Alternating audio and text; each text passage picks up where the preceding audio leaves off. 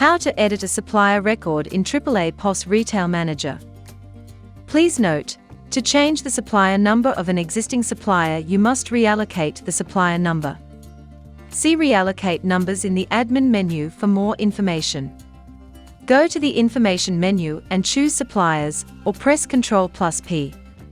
The Suppliers window appears.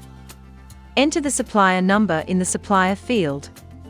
If you don't know the supplier number, press F2, type their name, or click the search icon and select the required supplier from the list displayed. When you have the supplier's record displayed in the supplier window, you can change the supplier's details as you require. Notice as soon as you change any of the information, the Commit F10 button becomes active, indicating that you can now commit the changes. Click Commit or press F10 to commit the information.